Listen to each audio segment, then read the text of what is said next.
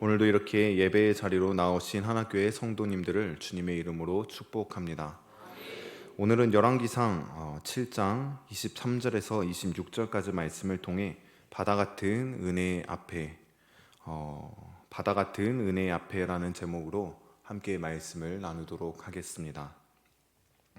설교의 황태자라고 불리는 찰스 스펄전 목사님이 어느 날 고된 일과를 마치고 마차를 타고 집으로 돌아가는 길에 템즈강 위를 건너가게 됩니다. 지치고 고난 가운데 그는 문득 이런 생각을 했다고 합니다. 내가 이 템즈강의 작은 물고기와 같은 것이 아닐까. 물고기가 강물을 조금씩 마시다 보면 이 강물이 다 말라버리는 게 아닐까. 그는 자신에게 주어진 은혜를 다 써버리고 고갈될 것을 걱정한 것이지요. 그때 하나님께서 그에게 이런 마음을 주셨다고 합니다. 마음껏 들이마셔라 작은 물고기야. 내 은혜가 내게 족하도다. 그는 또 이런 생각을 하게 됩니다. 내가 애굽이 통치하던 그 시대의 작은 생쥐가 아닐까. 내가 이 곡간의 곡식을 조금씩 먹다가 다 먹어버려서 이 곡간이 텅텅 비게 되면 어떻게 하지? 그때부터 나는 굶다가 죽게 되면 어떡하지? 그때 그는 요셉의 소리를 들었다고 합니다. 마음껏 먹어라 이 작은 생쥐야. 나의 곡간은 내가 먹기에 풍족하다. 그는 다시 이런 생각을 하게 됩니다. 내가 등산하는 한 사람의 등산객이 아닐까. 산 위에 올라가면 이 신선한 공기가 너무 좋은데 내가 이 좋은 공기를 다 마셔버려서 고갈돼 버리면 어떡하지? 그때 다시 하나님께서 그에게 하늘을 열어주시며 말씀했다고 하십니다. 마음껏 다 들이마셔라. 작은 인간아, 내 은혜가 내게 족하도다. 기독교는 은혜의 종교라고 부를 정도로 이 은혜를 강조합니다. 가정이 평안한 것도 은혜이고 사업이 잘 되는 것도 은혜이며 건강한 것도 은혜입니다. 모든 것이 다 하나님의 은혜라고 말합니다. 심지어 우리의 삶이 송두리째 뒤바뀌게 되는 것, 그것도 은혜입니다. 그렇기에 바울은 이렇게 고백합니다. 고린도전서 15장 10절 말씀 함께 읽겠습니다. 그러나 내가 나 된 것은 하나님의 은혜로 된 것이니 내게 주신 그의 은혜가 헛되지 아니하여 내가 모든 사도보다 더 많이 수고하였으나 내가 한 것이 아니요 오직 나와 함께 하신 하나님의 은혜로라. 아멘. 바울은 누구보다 많은 변화를 경험한 사람이고 누구보다 열심히 있었던 사람입니다. 그리고 이런 바울도 이 모든 것이 다 은혜였다. 오직 하나님의 은혜였다. 그렇게 고백하고 있습니다. 그런데 종종 많은 성도들이 착각하는 것은 이 은혜에 한계가 있다. 아무리 하나님께서 은혜를 주셔도 이 은혜에는 한계가 있을 거야. 나의 이 비참한 상황을 완전히 해결해 주실 방법은 없을 거야. 이 하나님의 은혜로도 내가 이 어려운 상황, 비참한 상황 가운데 있는 이것이 해결되지는 않을 거야. 그 놀라운 은혜가 부어져도 저 사람의 저 완고하고 완악한 마음을 바꾸기에는 이 은혜가 부족할 거야. 내가 이렇게 크고 많은 죄를 지었는데 아무리 은혜의 하나님일지라도 이런 나를 보면 실망하시겠지. 용서하지 않으시겠지. 진노하시겠지. 우리는 그렇게 하나님의 은혜를 재단하며 작은 물고기가 되어 외칩니다. 내가 이 은혜를 다 마셔버리면 어떻게 하지? 작은 생쥐가 되어 외칩니다. 내가 이 은혜를 다 먹어버리면 어떻게 하지? 그리고 우리에게 주어진 이 은혜를 자체적으로 제한하고 아끼기 시작합니다. 우리에게 주어진 이 은혜를 고작 내 생각으로 판단하며 제대로 누리지 못하는 것이죠. 사랑하는 여러분, 하나님의 은혜는 한계가 없는 은혜입니다. 그래서 이런 찬양도 있습니다. 내 주 하나님 넓고 큰 은혜는 저 큰 바다보다 깊다. 여러분, 바다가 얼마나 깊습니까? 지구에서 가장 깊은 바다인 마리아나 해구는 에베레스트 산을 거꾸로 세워 넣어도 무려 2000m가 넘게 남는다고 합니다.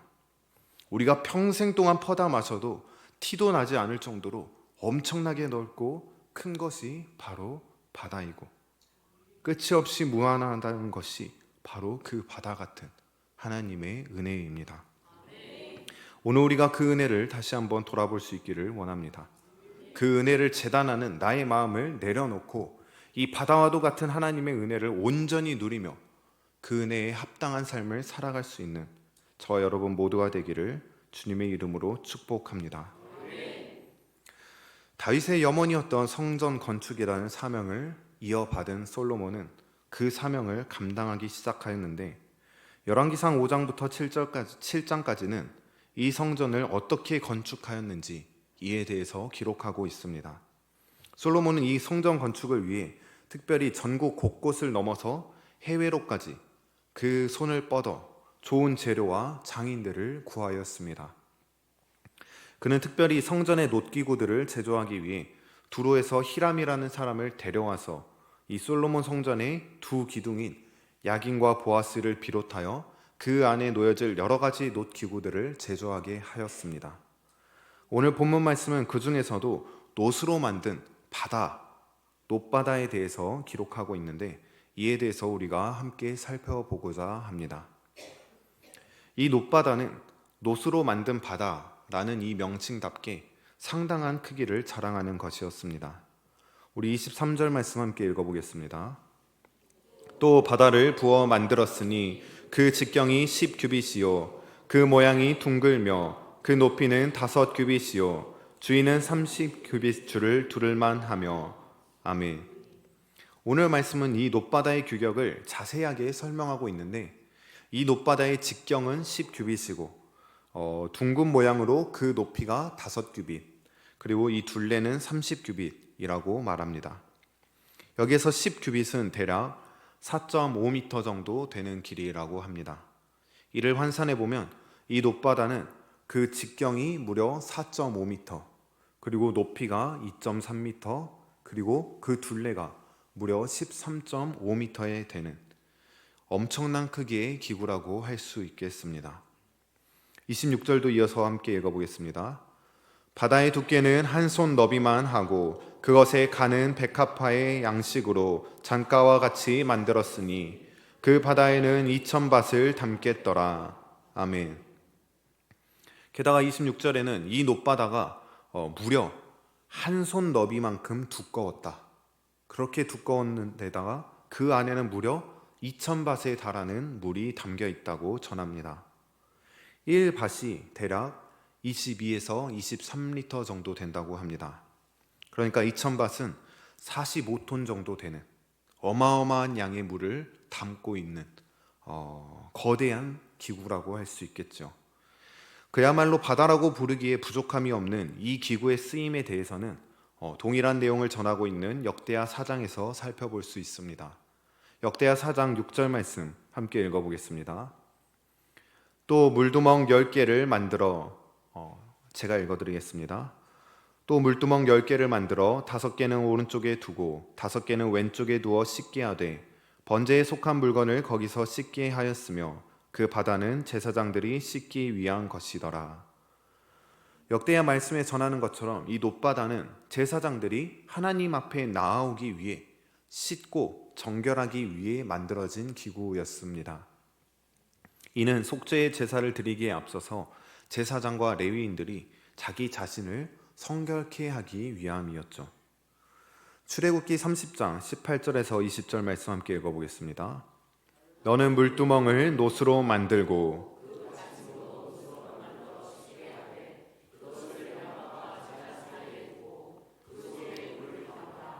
아론과 그의 아들들이 그 두멍에서 수족을 씻되 회막에 들어갈 때에 물로 씻어 죽기를 면할 것이요 제단에 가까이 가서 그 직분을 행하여 여호와 앞에 화제를 살을 때에도 그리할지니라. 아멘. 하나님께서는 이 수족을 정결하게 하는 것이 죽기를 면하기 위함이다, 이렇게 말씀하십니다. 하나님 앞에 서야 하는 자들은 누구나 자신의 죄를 씻어야 하기 때문이죠. 하지만 다들 알고 계신 것처럼 타락한 인간에게는 스스로의 죄를 씻을 수 있는 방법이 없습니다. 하나님 앞에 바로 서기 위해서는 죄를 씻어야 하는데 이 죄를 씻기 위해서는 하나님의 도우심이 필요하다는 것입니다. 이 모순적인 방법을 해결할 수 있는 유일한 분이 바로 예수 그리스도이십니다. 죄인된 우리를 먼저 찾아오시고 이 죄를 속량해 주신 예수 그리스도, 우리의 죄를 용서받을 수 있는 유일한 길은 바로 주님 한 분뿐이라는 것이죠. 그렇기에 하나님 앞에 나아가기 위해 자신을 정결하게 하는 물을 담고 있는 이 거대한 놋바다는 예수 그리스도를 상징합니다.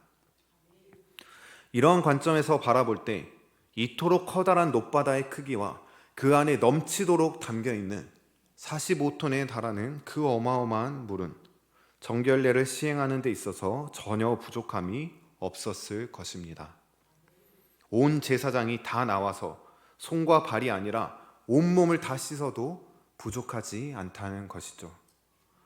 여러분, 1밭이 22리터 그 정도 되는데 1.5리터짜리 생수 6개의 묶음을 하면은 꽤 많은 물이 나옵니다. 그런데 그게 3개 정도 되면은 22리터 정도 됩니다. 그런데 그 묶음이 2,000개나 있습니다. 그야말로 어마어마한 물. 그날 제사를 드리기 위해 나아오는 모든 이스라엘 백성들이 다 씻어도 부족하지 않은 물. 이는 결코 놋바다가 상징하는 것, 즉 예수 그리스도의 속죄의 은혜가 얼마나 큰 것인가, 그것을 우리에게 보여줍니다. 예수 그리스도의 속죄의 은혜는 마치 바다와 같이 온 세상을 둘러서 덮을 수 있다는 것이죠. 온 세상 모든 사람들의 죄를 다 씻고도 남는다는 것입니다. 이 속죄의 은혜는 에스겔서에 언급된 성전에서 흘러나온 물을 살펴보면 더욱 잘 알 수 있습니다.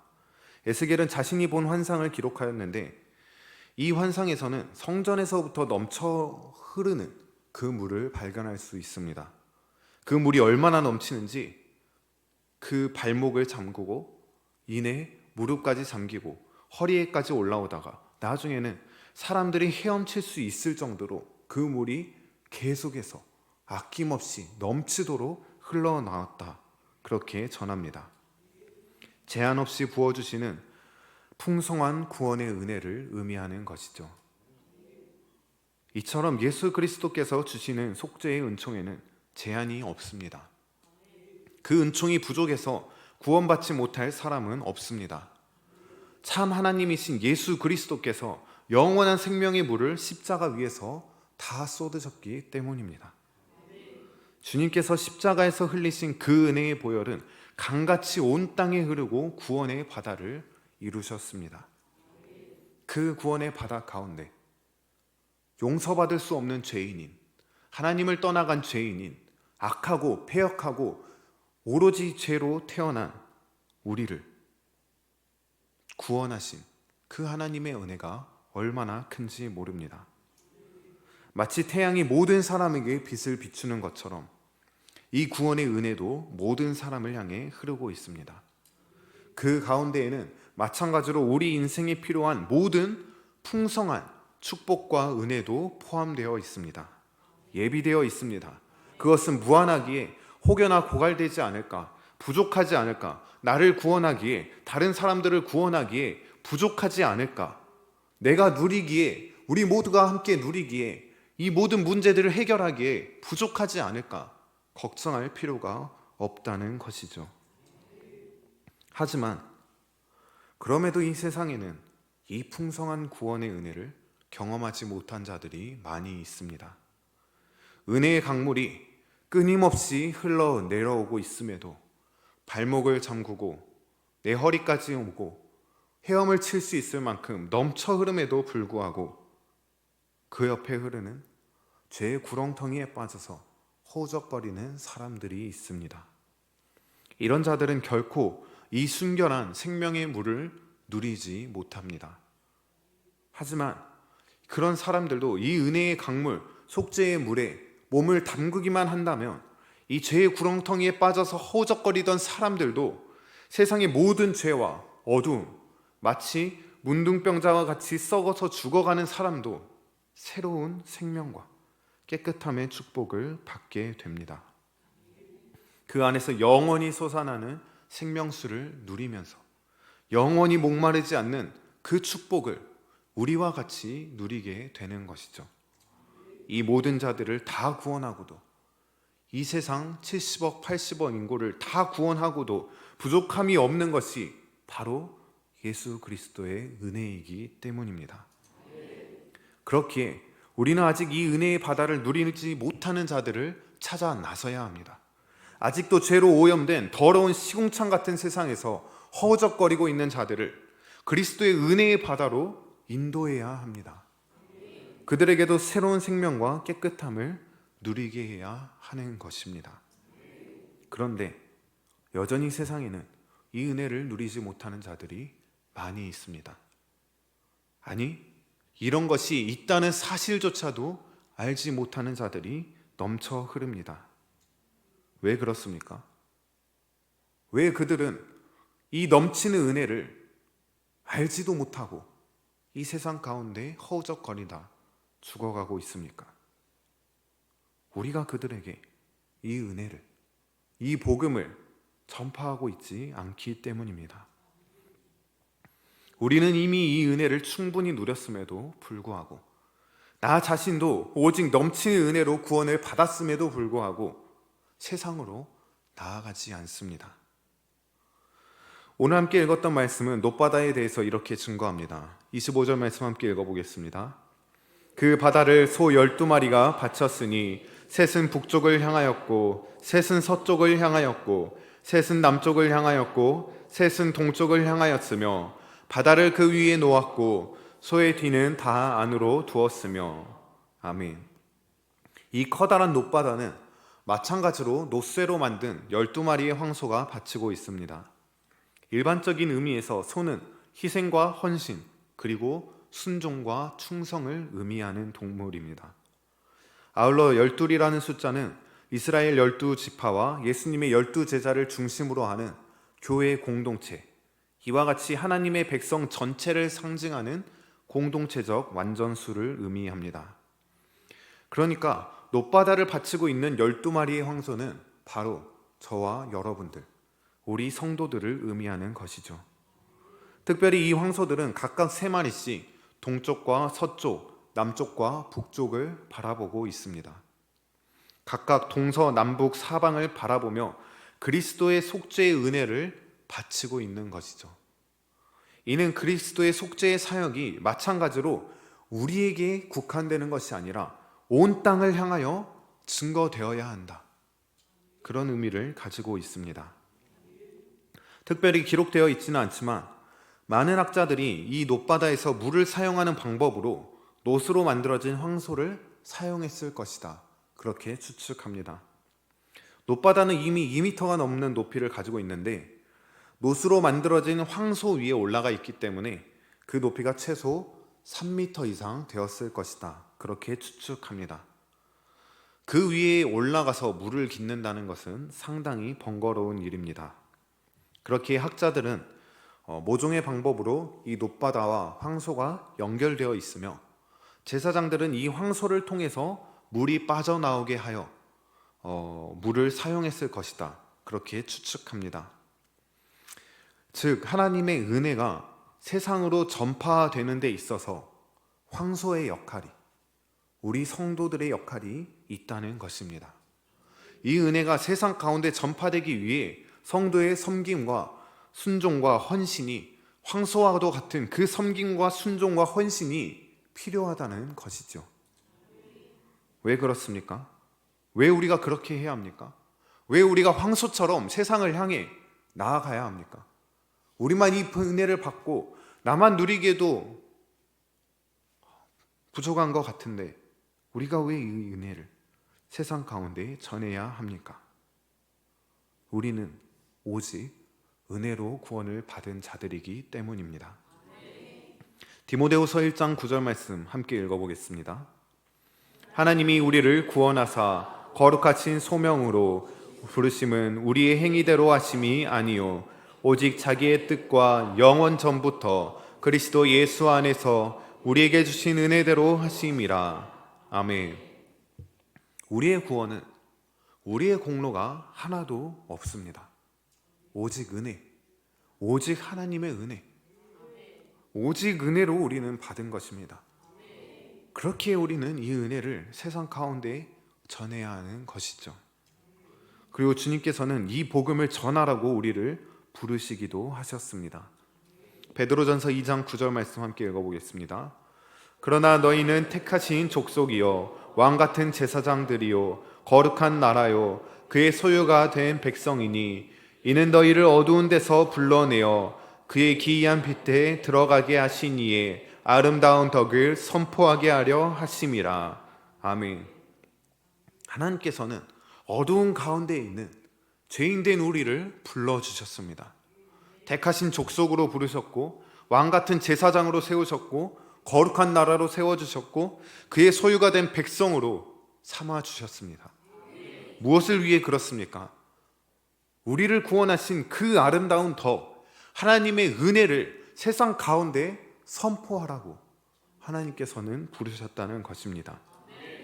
또한 우리는 이 복음에 의해 결코 갚을 수 없는 커다란 빚을 진 자들입니다. 그렇기에 바울은 이렇게 고백합니다. 로마서 1장 14절에서 15절 함께 읽겠습니다. 헬라인이나 야만인이나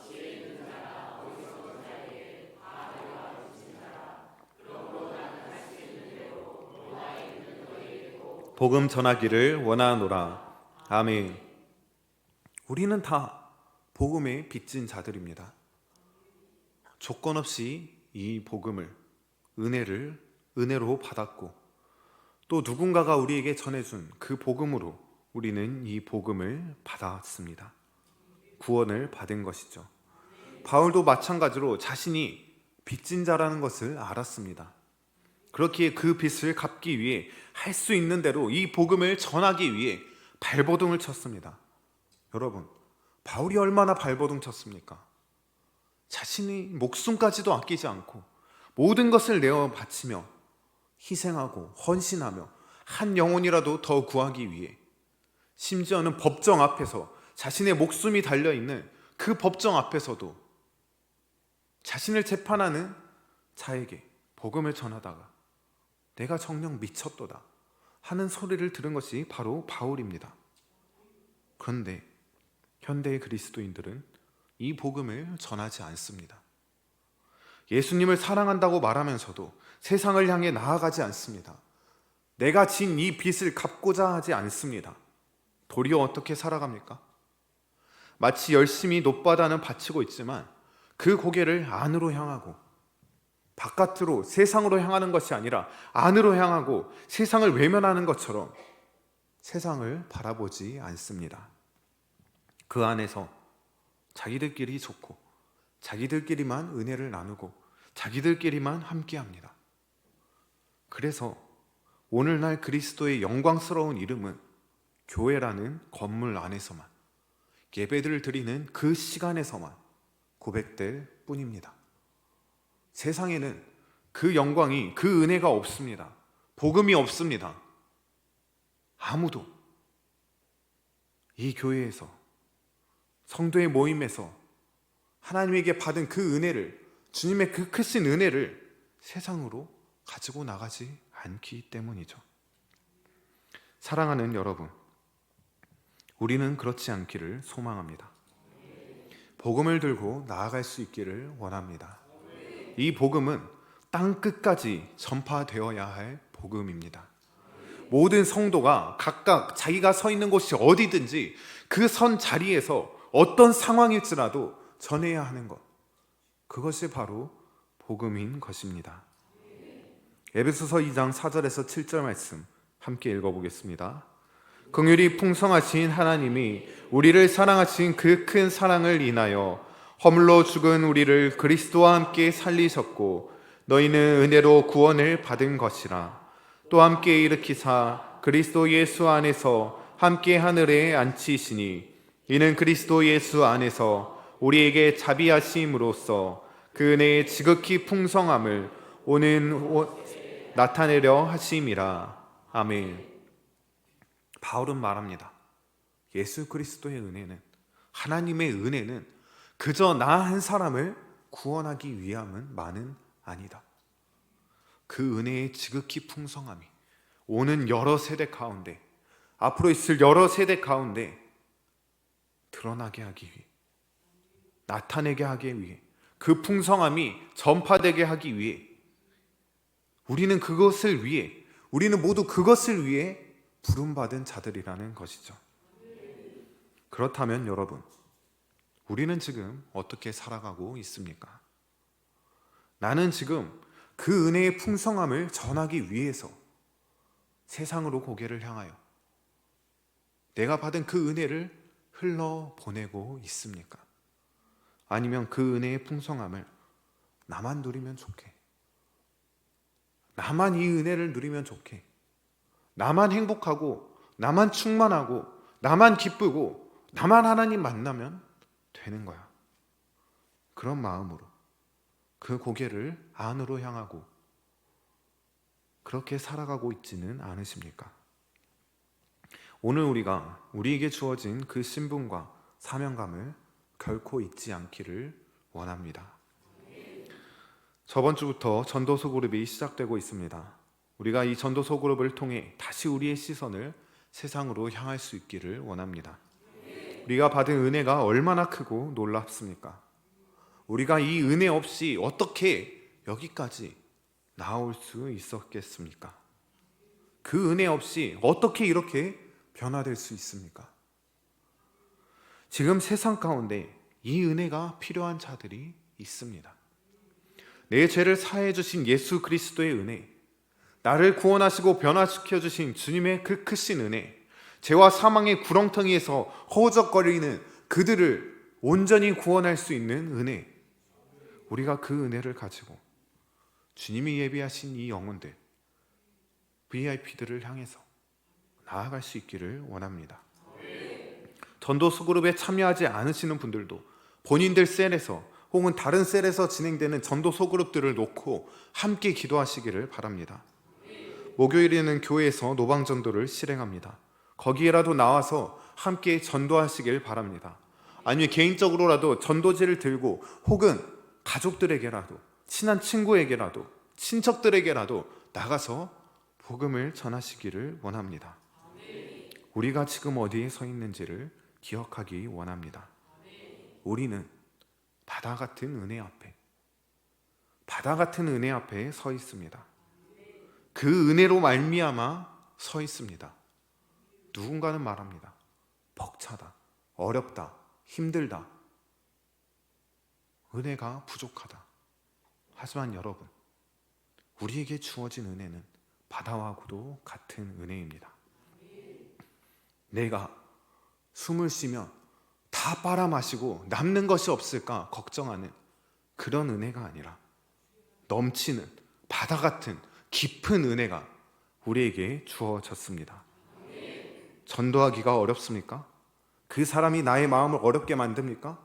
두렵습니까? 변하지 않는 것처럼 보입니까? 도저히 끌고 나올 수 없을 것 같습니까?